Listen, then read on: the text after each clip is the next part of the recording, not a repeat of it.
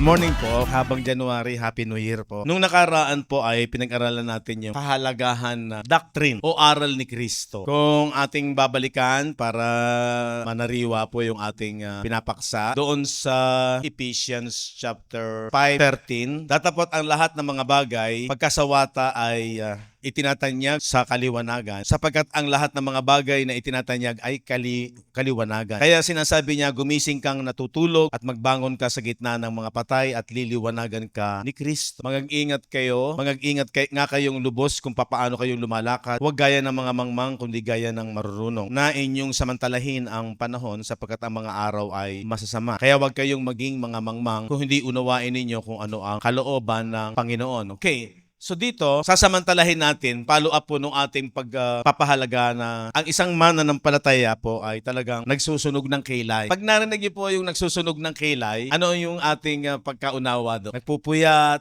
or nakatutok? Kasi nung araw kasi, parang galing yun di ko alam, kay Doc Jose Rizal ba? Yung habang siya ay nag-aaral at nagsusulat, 'di ba may yung walang kuryente nung araw yung lampara. Minsan sa liwanag, kaya sabi mas nagsusunog ng kilay. Nakatutok baga sa pag-aaral. Alam niyo kasi, yung mga pangako ng Diyos spiritual. Kagaya ng pinaksa natin na nung nakaraang linggo na ginawa niya ang lahat ng bagay na bago. Tinapos na niya yung lumang tipan. Nagiging malinaw sa atin na tayo ay nasa bagong tipan at ang bagong tipan ay spiritual. Ang lumang tipan ay nakapokus sa physical at sa laman. Diba? Although narito pa tayo sa laman, pero ang focus talaga ng aral ni Kristo ay pawang spiritual at wala nang iba pa. Hindi ka sasala. Spiritual blessing. Sabi nga ng Ephesians 1:3, pinagpala tayo ng lahat ng pagpapala. Spiritual. At pagka-spiritual, maliwanag na rin sa atin na ito'y hindi nakikita. Ang mahirap kasi, pag hindi nakikita, parang ang hirap paniwalaan. Kanina yung kinakanta yung, Lord, you are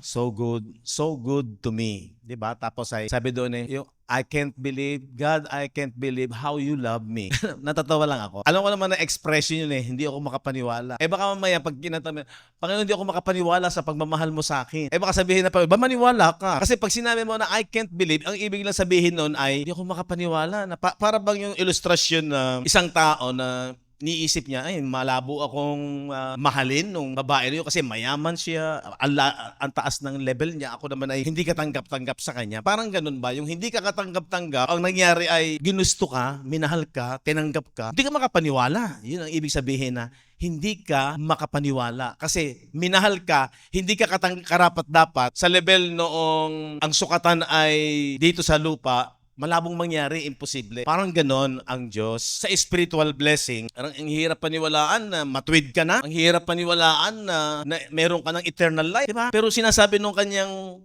mga salita na may eternal life ka na, secured ka na. Ang problema, meron tayong mga mindset nung araw na religious, na pag ikay nagkakasala, bagsak ka na naman, hindi ka katanggap-tanggap sa Diyos.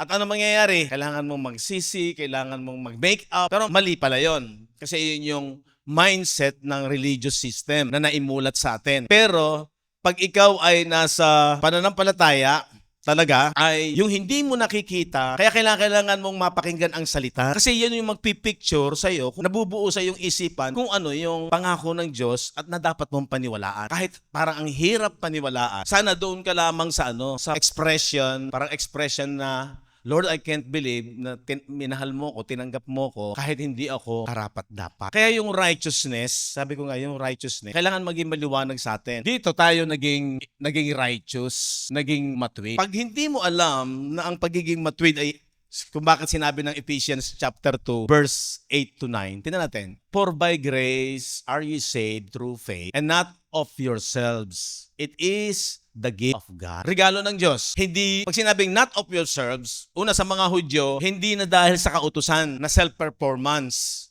na yung kabanalan, para ikaw ay maging banal, gagawin mo yon 100%. Kaya naman, maiintindihan natin, during Old Testament, ang proseso ay meron silang, let's say, ito yung temple, ito yung Holy of Holies, at saka itong Holy Place, ito yung outer court. Yung isang sinner, Hudyo, pupunta rito para maghandog ng hayop, check upin yung kanyang, yung handog na tupa o hayop, kailangan blameless, walang kapintasan, walang sakit, walang ketong, perfect, malusog. Para pag inihandog niya yon, yung pagka-perfect ng hayop ay magta-transfer doon sa nag-offer at yun naman kanyang kasalanan ay magta-transfer doon sa tupa para yun ang papatayin. Kasi for the wages of sin is death. Ang kabayaran ng kasalanan talaga, kamatayan. Sa kautusan. Kaya binabato, pinapatay, di ba? Pag hindi sila pag nahuli sa actual, di ba, na kasalanan, binabato, pinapatay. Pero pag nag-o-offering sila, nawawala yung kanilang pagkakamali or kasalanan dahil napupunta sa hayop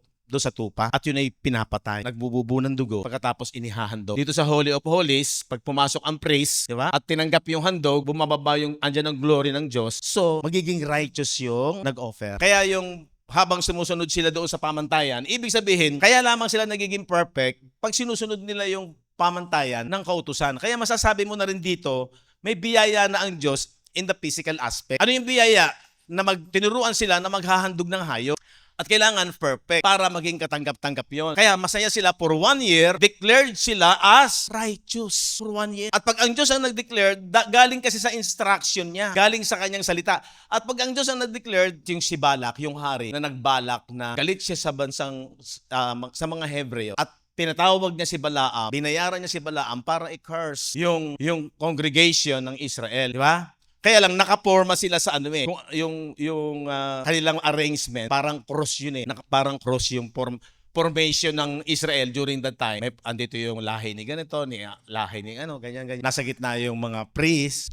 Pag iyon ay, nung ika-curse ni Balaam, hindi natalab. Kasi ang idiniklara ng Diyos na matuwid, kahit anong sumpa mo, for 1 year, halimbawa, nagkamali pa rin sila, nakakagawa pa rin sila ng pagkakamali. Pero yung bisa nung kanilang inihandog na tinanggap, yun ay mananatili silang righteous, matuwid in the sight of God, kasi siya yung nagdeklara. Ang Diyos ang nagdeklara pag sumusunod ang nation Israel sa pamantayan, sa Old Covenant system, sa Law of Moses, hindi mo sila masusumpa. Hindi sila, ang nagmamanifest sa kanila yung blessing, yung katwiran ng Diyos ayon sa kanyang pamantayan, ayon sa kanyang instruction. Ganon nagiging matuwid sila. Nakuha niyo po ba? Kaya hindi tumatalab yung sumpa. Ang anting-anting nila, yung pagsunod nila sa pamamaraan, sa instruction ng Diyos during Old Covenant system. Sa ating panahon ngayon, ganito tayo naging matuwid. Naging matuwid tayo sa pagkaunawa natin, kaya mahalaga yung pagkaalam. Ano yung mga blessing, ano yung mga provision ng ginawa ni Jesus sa krus. Kaya ko po challenge kayo na dapat na ma-master mo sa isipan mo yan. Kasi yan yung pinaniniwalaan mo. Ang hirap paniwalaan na ikaw ay matuwid pag meron kang nagagawang pagkakamali. Pero pag naunawaan mo yung gospel, maliwanag sa iyo,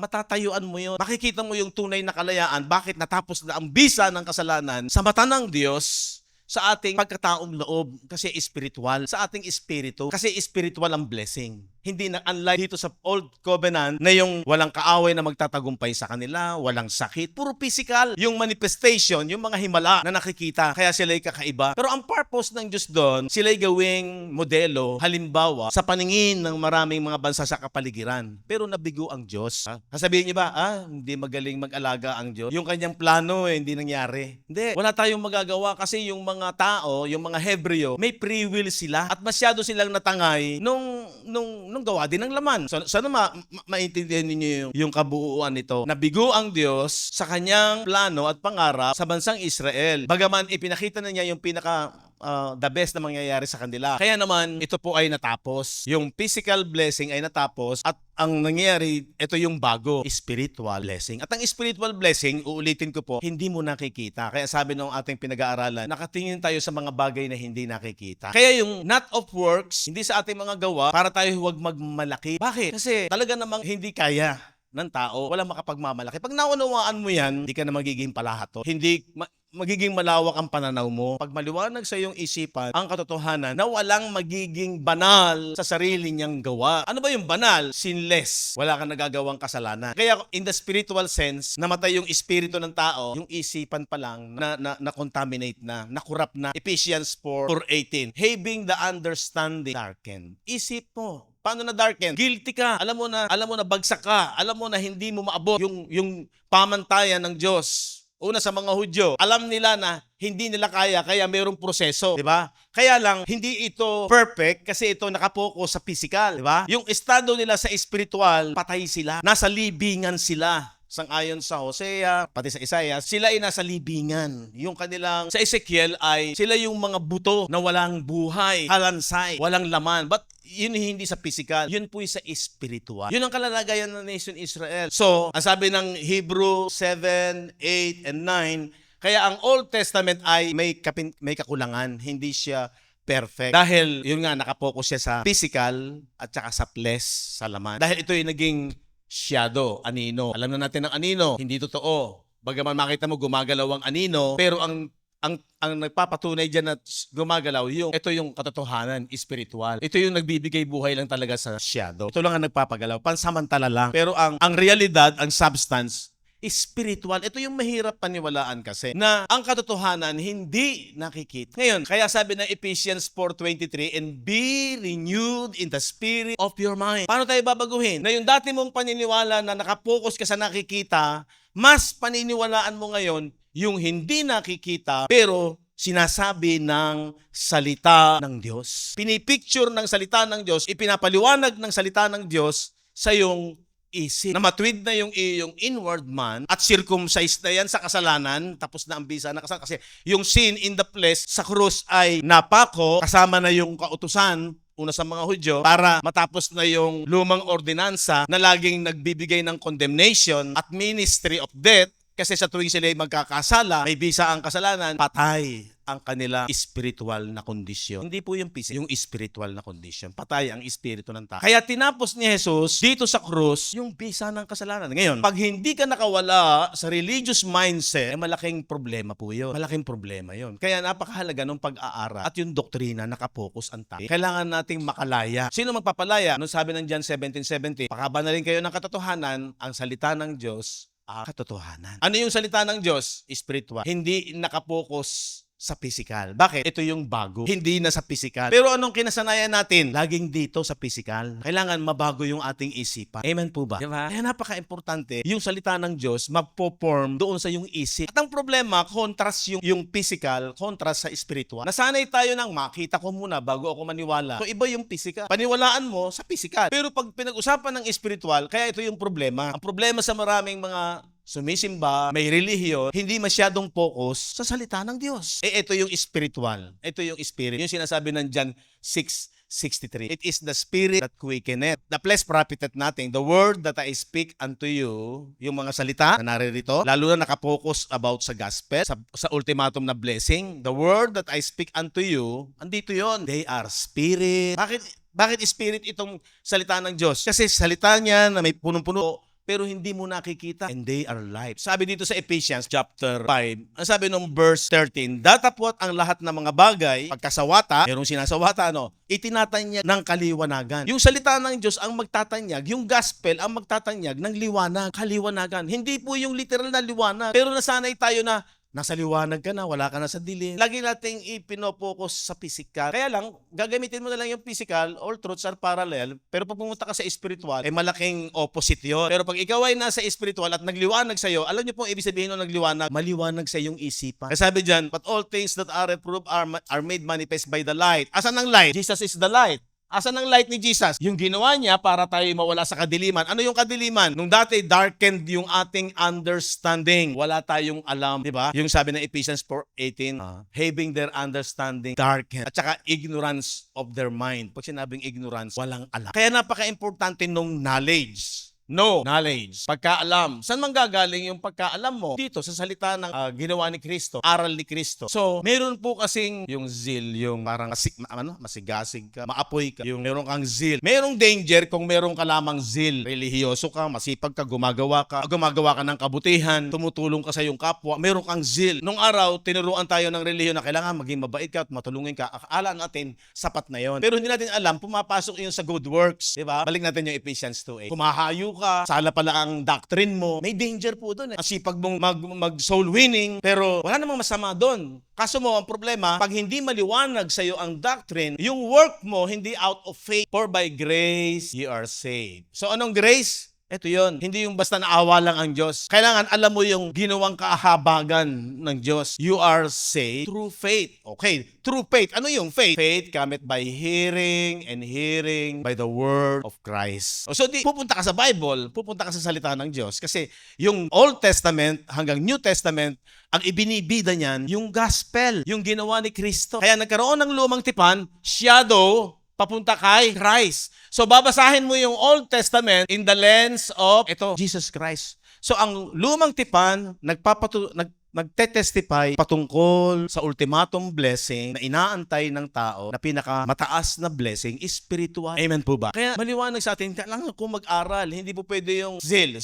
Sumasayaw ka, tumutugtog ka, kumakanta ka, pero wala kang gana sa salita ng Diyos. Meron kang zeal, pero wala kang knowledge. So dapat maintindihan po natin ang importansya. Kaya sabi, grow in the knowledge of grace. Amen? Grow in the knowledge of grace. Kaya may liwanag, sabi doon sa 13. Dapat ang lahat ng mga bagay pagkasawata, itinatanyag ng kaliwanagan, sapagkat ang lahat ng mga bagay na itinatanyag ay kaliwanagan. Anong liwanag? Salita ng Diyos. Pagkaunawa. Okay, tuloy. Kaya sinasabi niya, gumising kang natutulog. So yung natutulog dito, spiritually, patay. Dati tayong patay, dati tayong tulog. Dati ang mga tao walang pagkaalam, yung mga first century believers walang pagkaalam sa katotohanan ng ginawa ni Kristo. Tulog ang kanilang espiritu, patay. Unconscious, having their understanding darkened. Yun ang sitwasyon ng isang taong patay kay Kristo. Kahit pa sabihin niya na, ako'y gumagawa ng kabutihan, umiiwas ako sa kasalanan. Kasi kaya ko po sinasabi to. Para maging maliwanag sa atin yung paano tayo naging matuwid, paano tayo naging katanggap-tanggap sa Diyos. Bakit sinabi, not by your good works. So ano yung good works doon? Meron silang seal, pero walang knowledge.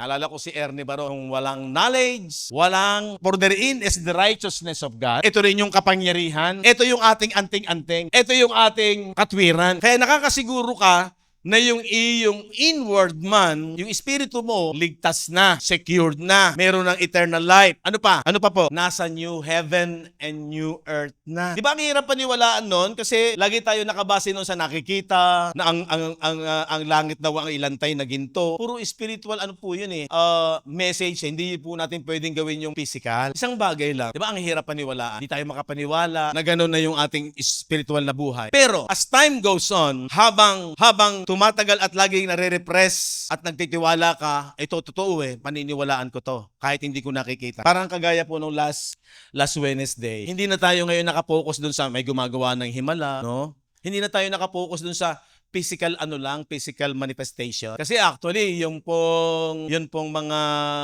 signs and wonders, ang purpose lang ng signs and wonders, ayon sa Bible is para maniwala yung mga Hudyo, lalo na yung mga first century believers, kasi hindi pa complete yung New Testament, yung scripture. Yung habang sinusulat pa ni Apostol Pablo yung mga revelation sa kanya ng Panginoon, marami in that time, walang hawak na kagaya natin. Kaya kinakailangan merong signs and wonders para kung ano yung kanyang sasabihin, paniniwalaan nila na galing sa Diyos. Yun ang purpose ng signs and wonders. Pero in our time, kumpleto na yung revelation. No need na kailangan mo pang pakitaan ka ng mga himala. Pastor, bago kami maniwala sa iyo, magpakita ka muna ng mga signs and wonders. Diba? Parang tayo na sa Old Testament pa or sa mga first century believers. Sa panahon ni na Apostol Pedro, John, James, si Peter, si Paul, mayroon pa mababasa tayo ng mga signs and wonders. Para maintindihan natin. Bakit? Kasi mahuna pa yung kanilang isipan para maniwala dahil sanay sila sa Old Covenant system, which is physical.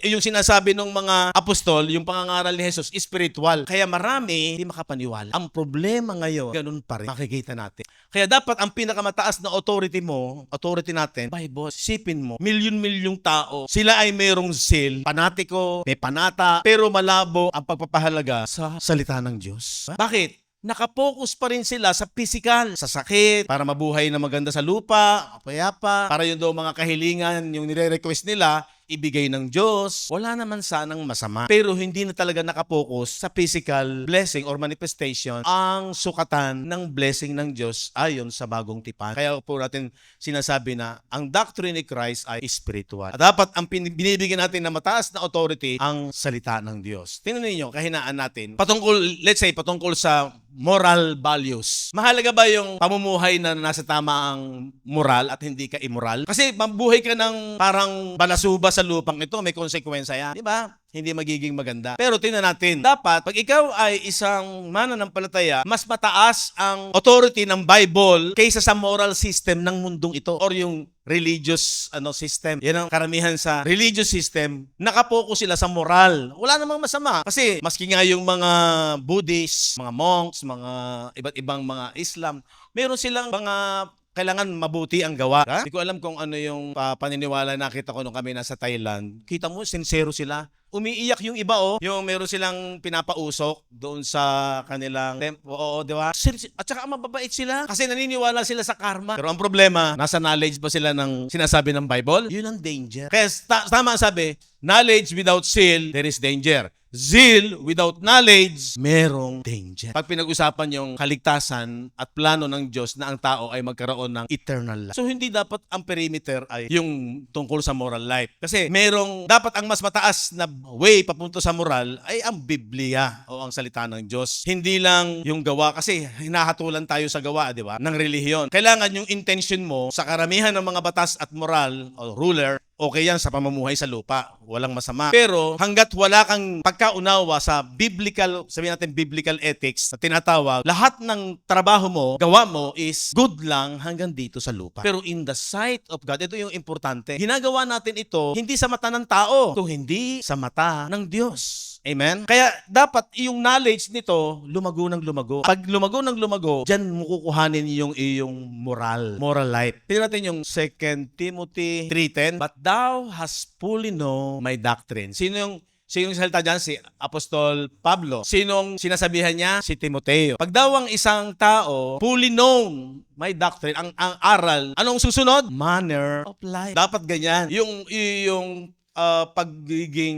maayos sa buhay nanggagaling sa aral ng Diyos. Kasi pag tinanggap mo to, na puno ang iyong espiritu ng kaalaman, naging maliwanag sa iyo, hindi ka magwawala. Tingnan natin yung Romans chapter 6 verse 1. Ito mangyayari. What shall we say then? Shall we continue in sin that grace may abound? Ano nga ang ating sasabihin? Magpapatuloy ba tayo sa pagkakasala upang ang biyaya ay makapanagana? Paano mo i-analyze siya? Pag ikaw babasa niyan, ina-address niyan sa mga believer, sa mga taga-Roma, naunawaan nila ang biyaya pero hindi license to sin. Ang biyaya kung nauunawaan ito ng isang mananampalataya. Amen? Hindi lahat ng gusto mo, meron akong minsan pinausa sa Bible, pwede sana ang lahat magagawa mo kung walang hindi pwede. Diba? Yung pwede sana magagawa mo, lahat ng pwedeng gusto mo, magagawa mo kung walang hindi pwede. So, hindi lahat ng pwede.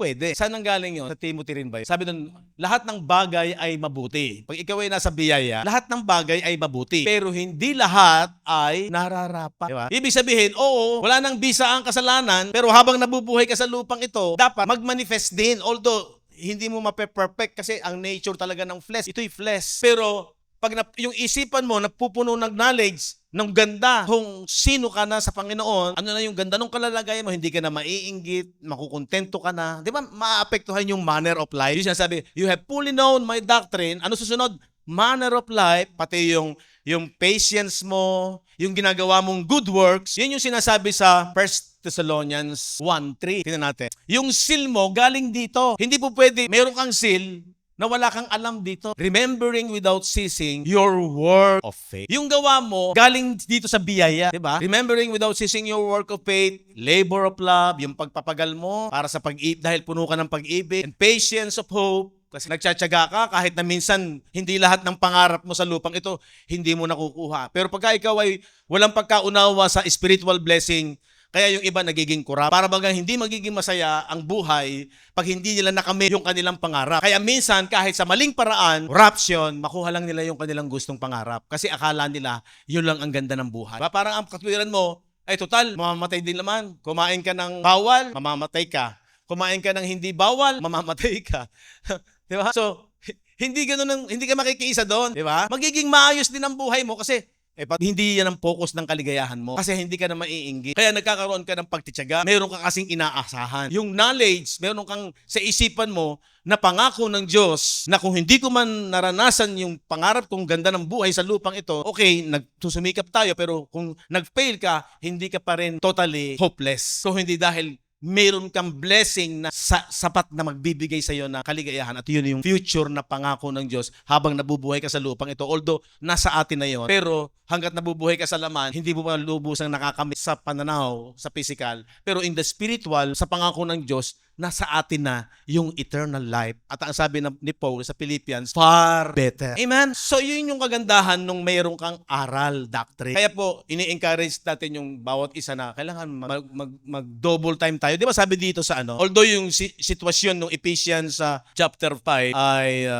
para sa mga first century believers, matindi yung mga persecution sa kanila. Tapos inaantay pa nila yung complete revelation ng ginawa ni Kristo, yung pagbabalik ni Kristo. Kasi meron pa silang hinaharap na tribulation. Diba sabi sa verse 14, kaya sinasabi niya, gumising kang natutulog. Sabihin, gisingin mo sarili mo. Magbangon ka sa gitna ng mga patay at liliwanagan ka ni Kristo. Mag-ingat nga kayong lubos kung paano kayo lumalakad. Ito yung importante.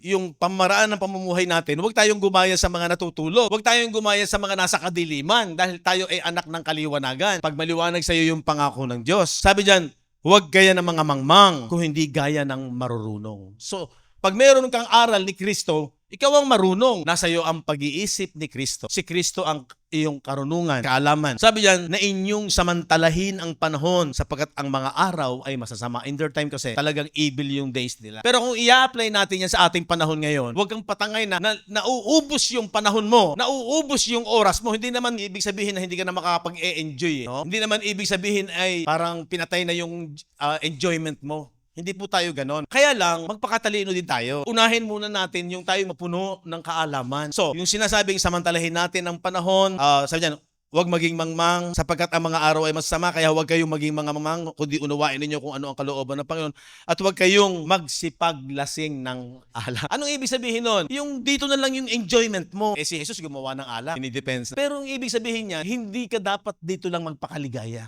Huwag kayong magsipaglasing ng alak. Bakit?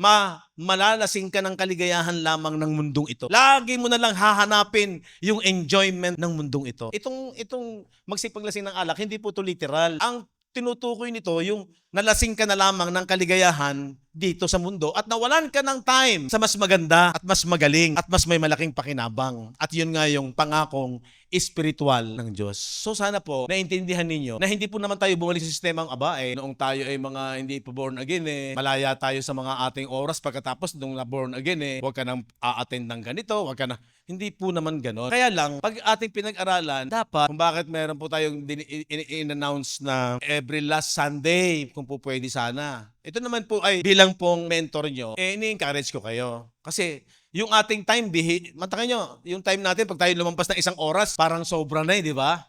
Nagmamadali na tayong umuwi kasi ang dami nating gagawin. Merong mga okasyon pupuntahan, merong mga imbitasyon. Pero kung pag-aaralan ninyo, kailangan tayong lumago at maging familiar sa atin ang katotohanan ng mga pangako ng Diyos. Kasi de-determine mo sa sarili, talaga bang malago ka na sa pananampalataya? Ako nga, sabi ko nga nung Wednesday, marami pa rin akong hindi alam at sabik ako na makatuklas ng magagandang bagay at ng kaliwanagan ng aral ng Diyos. Bilang tayo, meron tayong pangalawang pagkataong pinahalagahan ng Panginoong Jesucristo, di doon nalulugod ang Diyos na pinapahalagahan din natin yung time natin para doon. Amen? Okay, lahat pwede mong gawin meron kang free will Pero sabi ng Bible, hindi lahat ng bagay, bagaman lahat ng bagay mabuti, pero hindi lahat nararapat. Lalo na kapag binibigyan mo ng konsiderasyon yung sinasabi ng salita ng Diyos. Yung pinahalagahan ni Kristo. Kung bakit namatay siya at ibinigay niya yung kanyang buhay, para yan sa ating espiritu, sa ating isip. That's why, pagyamanin natin, yung purpose natin, lalo natin pinagyayaman. Hindi naman tayo mawawalan ng mga bagay ng physical. Kasi sabi naman ng Panginoon, pag inunan niyo yung aking kaharian at ang aking katwiran, idadagdag na. Hindi naman natin inaalis yung mga pangarap, pero yung pangarap ng Diyos sa atin, dapat mas binibigyan natin ng pahalagay. Amen? So lalawak ang pananaw mo sa sarili mo, sa pamilya mo, di ba? Yung pangarap mo sa pamilya mo, sa mga mahal mo sa buhay, hindi lamang para sa physical na to, kung hindi kung ano yung pangarap ng Diyos. Nasa atin na yung pag-iisip ng Diyos. Yun nga yung salita ng Diyos. At hindi isang kalugihan, huwag tayo mainggit sa iba, hindi isang kalugihan yon. Bakit? Mas meron nga tayong pakinabang at hindi tayo dapat mainggit sa iba. Kung tutuusin, in reality, dapat sila ang mainggit. Hindi nila alam kung ano meron ka na galing sa pangako ng Diyos. Amen. Hindi po masama ang moral. Kaya tama ang inuuna natin, mapuspos tayo nito, mapuno tayo ng pag-ibig ng Diyos. Pati yung ating moral life, magkakaroon ka ng regulation.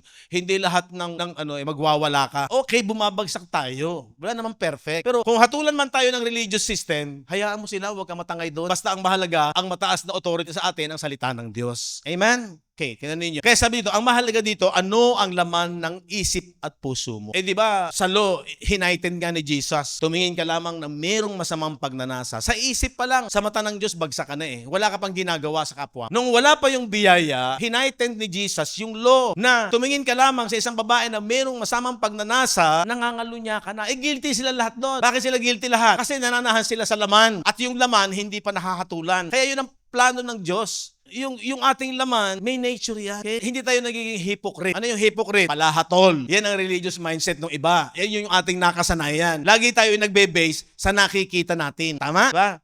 Sabi dyan, tumingin ka lamang sa isang babae na mayroong masamang pagnanasa, nangangalunya ka na. Mapuot ka lamang sa iyong kapatid o sa iyong kapwa, murderer ka na. Diba? Wala ka pang ginagawa. Pero sa isip mo, kita ng Diyos yan. Ano solusyon? Ito. Anong solusyon? Circumcision. Ihiwalay yung masamang hilig ng laman. Paano? Kailangan pag ikaw ay kabisado mo ang gospel, kaya mong ipaliwanag. Ano ang circumcision? Sa pagkaunawa ninyo. Yung circumcision in the spirit, yung Colossians chapter 2, verse 11. Tingnan natin. Dito magiging masaya ka pag naunawa mo ang spiritual circumcision ni Christ. Yung dulot nitong ginawa ni Jesus sa krus. In whom also ye are circumcised with the circumcision made without hands. Anong ginawa ng circumcision ni Christ? In putting off. Sinabing putting off, inalis, iwinaksi. Ano ang iwinaksi? The body of sins of the flesh. Ang linaw niyan. Yan yung sinasabi ni Apostol Pablo na sa Romans 8:3, sabi doon, condemned sin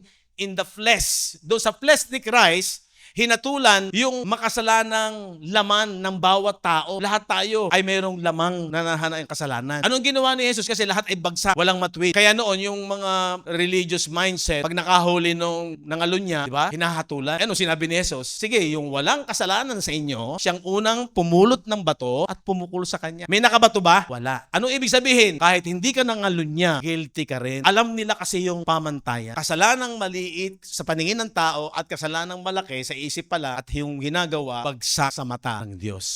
Amen. Kaya ibig sabihin, lahat ng tao bagsak. Kaya sabi ng Romans, maiintindihan mo ngayon yung walang matwid, wala kahit isa. Kahit pa banal yan. Kahit pa sa tingin mo, parang hindi siya immoral, pero bagsak pa rin siya. Yan ang katotohanan na sinasabi ng Bible. Kasi alam natin, yung James chapter 2 verse 10, sa mga nasa ilalim ng kautusan, whosoever shall keep the whole law but failed in one point, he is guilty. Kaya wag tayong patangay sa mindset ng religious. Lagi silang humahatol. Ano sabi ng Bible? Yung nakikita mo kasi yung puwing ng iyong kapwa. Ito yung kahinaan ng tao. Tayo, madali nating nakikita yung mali ng kapwa mo. Para bang ikaw ay matuwid. Parang ikaw ay walang kasalanan. Sabi rito, may dahilan bakit daw tayo ay madaling makita ang puwing ng kapwa. At di nakikita yung tahila sa sariling mata. Sabi dito, sa psychology, ang tawag dyan ay self-serving bias. Natural sa utak ng tao na ang tao ang ipagtatanggol lagi yung sarili niya. At kapag yung iba ang nagkamali, sasabihin, pagod lang kasi ako, nadala lang ako ng sitwasyon. Pero pag iba na nagkamali, andun ang direktang hatol at pagmamaliit sa kapwa. Yan yung tinatawag na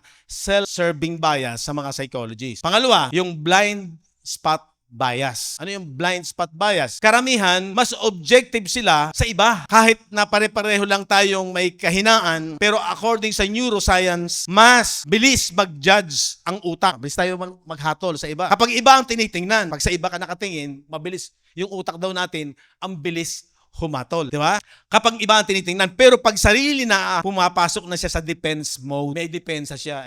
Kaya ko lang naman nagawa yun, ginalit niya ako. Siya kasi Ang tawag doon, defense mode. Yun ang kahinaan ng tao. Kaya mas malinaw ang mali ng iba kaysa sa sarili niyang pagkukulang. Tandaan, hindi sukatan ang mabuti ang magaling pumuna. Ang pagiging malimit na marunong munang tumingin ay yung salamin, tingnan mo muna sarili mo bago ka tumingin sa iba. Ang kagandahan ng gospel, dito makikita mo walang magmamalaki. Hindi ka magiging palahato. Kasi mauunawaan mo pag naririnig mo yung mga aral at doktrina ni Kristo, mauunawaan mo lahat ng tao bagsak. Maaawa ka nga. Lalo na yung worse ang kahinaan. Minsan yung ibang mga tao galit na galit, talagang pinubo. Patayin. Pero yung tao talaga, meron kasing mga tao talaga na gumon or maaaring sila ay na-impluensyahan ng mga masasamang bisyo talaga sa buhay. Alam niyo, hindi natin tinotolerate ang immoralidad. Pero ang pinaka-solusyon ay maging maliwanag sa iyo ang ebanghelyo ni Kristo. That's why sina-challenge ko lagi po kayo, mababad ang isipan mo sa pag-ibig. Kasi ito yung mag-define at magre-regulate at mas nagiging kalugod-lugod sa mata ng Diyos. Kaya sabi nung 2 Timothy 3:10, "But thou hast fully known my doctrine, manner of life, purpose, pati yung faith mo, hindi sala." Yung mga ginagawa mong pagtitiis, yung pagmamahal mo sa kapwa mo, dapat ang nagmo-motivate, nanggagaling sa iyong isip sa liwanag ng mabuting balita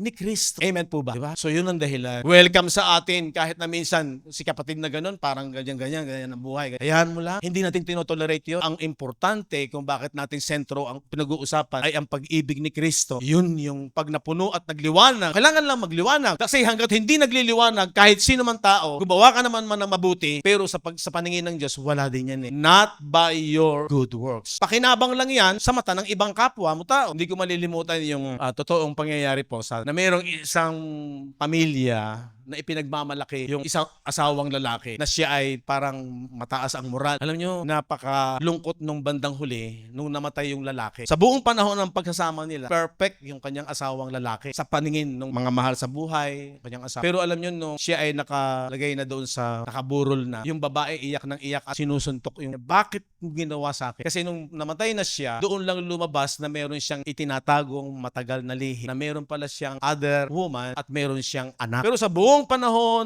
ng pagsasama nila, sa matagal nilang pagsasama, sa paligid ng paningin ng marami, ay perfect siya. Anong ibig ko pong sabihin? Merong mga hayag at merong mga inililihim na hindi na marahil sa mata ng Diyos, bagsak siya at merong okay. Pero in the sight of God, iisa lang ang mabuti, yung sumampalataya. Kaya nung tinanong ng mga Hudyo, ano yung aming gagawin na pinagagawa ng Diyos? Ito ang mabuti at nakalulugod sa Diyos, ang nakakita sa anak at sa kanya ay sumampalataya. So totoo lang. Ulitin ko, binabalanse po natin ang lahat. Hindi natin tinotolerate. Pero welcome po rito. Hindi tayo, minsan, hindi nyo nakikita na, ba't di ka nag-DDA? Bakit di ka nagaganto? Ganyan sa ikaya ng ibang simbahan. Nasabi ng isang pastor, kung mag-DDA ka, i-DA mo muna sarili mo. Bakit? Kasi tiyak, meron ka rin maling ginagawa. Kung ang pag-uusapan, yung kasalanan ng laman, walang perfect. Pero ang kagandahan ng isang maliwanag ang pag-ibig ni Kristo, nabubuhay din siya ng maayos at hindi magulo ang buhay. Amen? So yung objective po natin dito, patuloy tayong mag-aral. Hindi yung, pinupuno nyo lamang ng kaalaman ng isipan nyo, pero ang buhay nyo naman ay hindi maganda. Hindi po. Kaya kailangan maging totoo tayo sa ating pananampalataya. Maging seryoso tayo.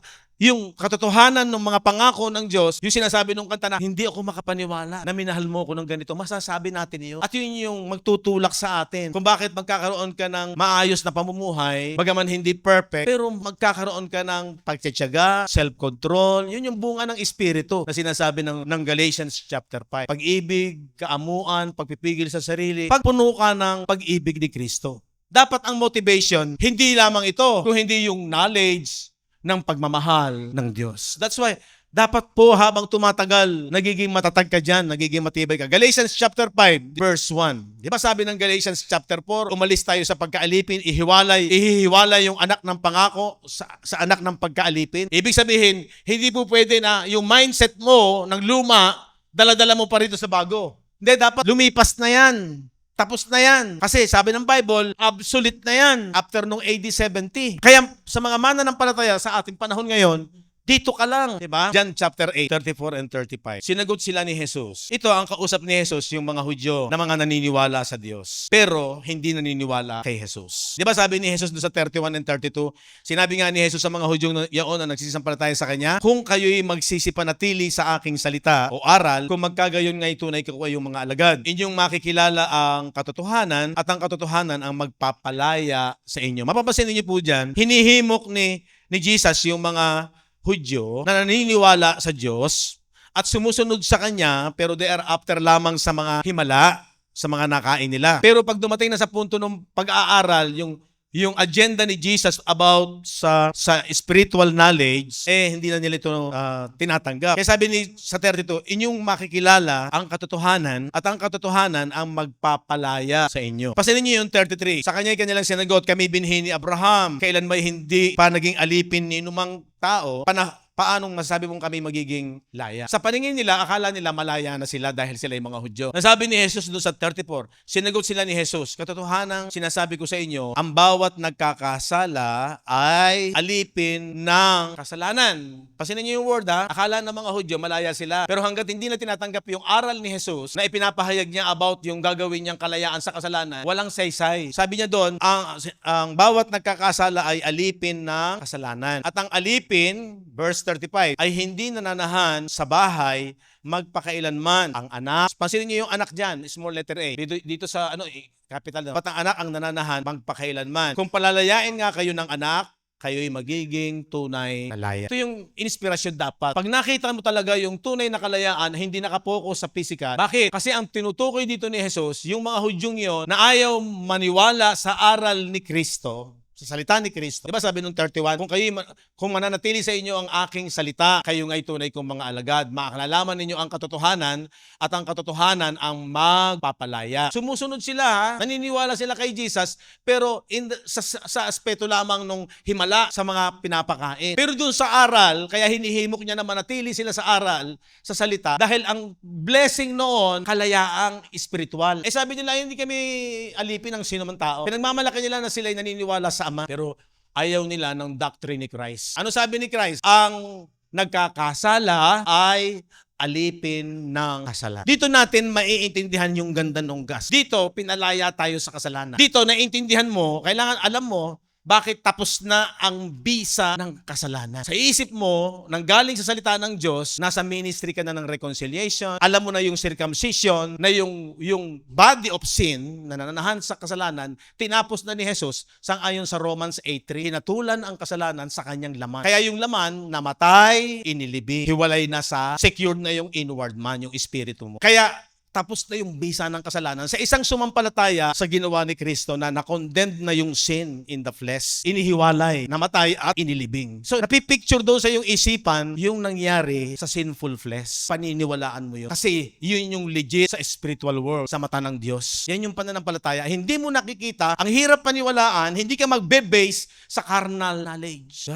So matatayuan mo, natapos na yung bisa ng kasalanan. Kaya ano sabi ng 2 Corinthians 5:18-21? Sundo ka na sa Diyos, hindi nagalit ang Diyos. And all things are of God who had reconciled us. Pag sinabing reconcile, pinagkasundo na tayo by Jesus Christ and had given us the ministry of reconciliation. Sundo na. Bakit? Hindi nagalit ang Diyos. Bakit? Tapos na yung bisa ng kasalanan kung manampalataya ka sa ginawa ng kanyang anak. 19. To wit that God was in Christ, reconciling the world unto Himself. Pinakasundo na niya. Para sa lahat na yun Pantay-pantay na. Walang favoritism. Ano man ang kalalagayan mo sa buhay. Reconciling the world unto Himself. Not imputing. Hindi na ibinibilang ang kasalanan. Bakit? Tapos na yung kasalanan Kaya wala na siyang ibibilang, lalo na sa mga sumampalataya. And had committed unto us the word of reconciliation. Sundo na. Kaya hindi ka na mahihiwalay sa Diyos. Masasabin mo na yung ang Diyos hindi ka niya iiwan, hindi ka niya pababayaan. Nangyayari lamang ito sa maliwanag ang gospel. Maraming nagke-claim na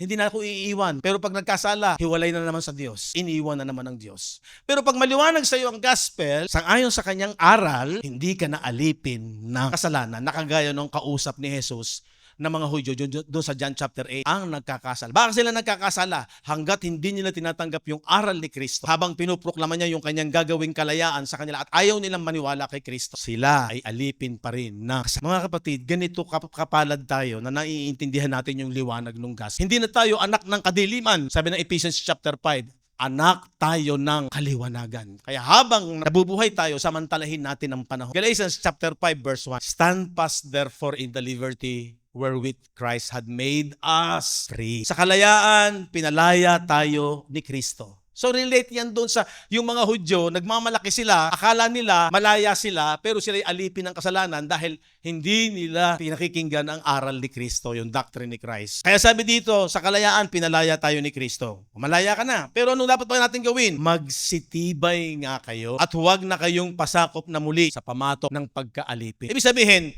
pinalaya ka na rito, dito condemnation, dito may paghatol, dito may bisa ang kasalanan, walang reconciliation, di ba? Dito physical blessing, dito spiritual blessing. Wala ka na sa kasalanan, wala ka na sa laman, wala nang bisa ang kasalanan, circumcised na, iwinaksi na, putting off the body of sin at secured na yung inward man mo. Hindi na pwedeng i-impute ang kasalanan, hindi na pwedeng ibilang. Naintindihan niyo po ba? Yung ganda ng gospel. Ito yung sinasabi ko na dapat ma-master natin sa ating isipan. Kung bakit po ang hamon ko sa inyo, pag-aralan natin kahit sa Old Testament, ang ganda niyan, magiging maliwanag. Tiyaga lamang sa pag-aaral. Sana samahan niyo po ako dito sa ating journey na habang tumatagal, tumitibay ka at magiging kabisado mo, maliwanag sa isipan mo. Di ba may danger yung inaangkin mo ng inaangkin na iligtas ka? Inaangkin mo ng inaangkin na nasa iyo ang Espiritu ng Diyos. Pero wala namang liwanag sa isip. Kung kayo ay mananatili sa aking salita, sabi niya sa mga Hudyo, kayo nga'y tunay kong mga alaga. Makikita niyo ang katotohanan at ang katotohanan, ito yung katotohanan na gagawin niya. Pinoproklaman niyo nung una ang siyang magpapalaya. Kalayaan saan? Dito ba sa kahirapan ng buhay?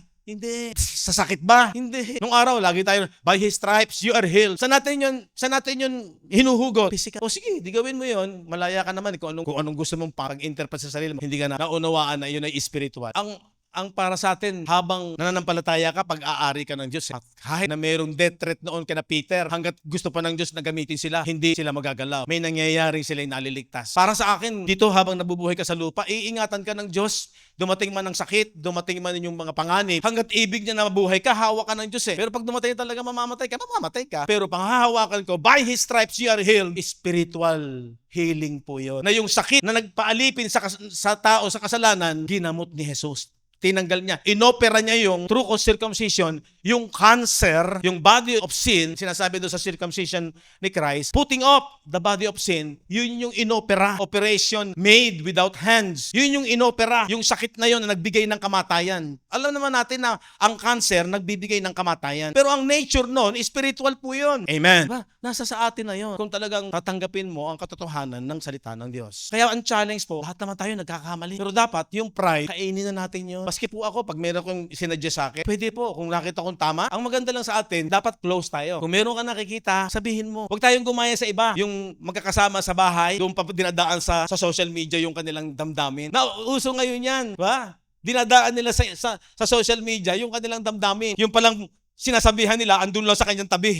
Yun ang nauuso ngayon. Huwag naman po tayong ganun. Eto tayo, tapatan po tayo. Dahil tayo ay, sabi nga ng Bible, tayo ay nasa spiritual blessing. Wala na tayo sa laman. Huwag na tayo magkagatan, pwede po tayo magtanong, pwede tayo mag-suggest nung inyong kalooban. Kasi tayo po iisa kay Kristo. Kahit ako po, pwede niyo po akong i-correct kung meron akong mali. At tatanggapin natin kung yung doctrine ba sinabi ko, mali yata yan, pastor. Pwede po, kaya nga meron tayong open learning tanungan, usap. Pero sinasabi natin ito, samantalahin natin ang panahon. Kasi ang pakinabang nito una, sa ibig ng Diyos sa ating buhay. Amen po ba? Okay. Magsitibay nga kayo at lalong maging malaya yung ating isipan, matatag at malago sa kaalaman. Ulitin ko, pwede kang merong zeal. Yung iba merong knowledge, walang zeal. Wala man lang kasigasig. Parang walang effect. Ibig sabihin, hindi maliwanag or hindi talaga pinananampalatayanan. So yun lang naman ang issue. Pero dapat yung faith natin, kaalaman ng salita ng Diyos, kasi faith cometh by hearing and hearing by the word of Christ,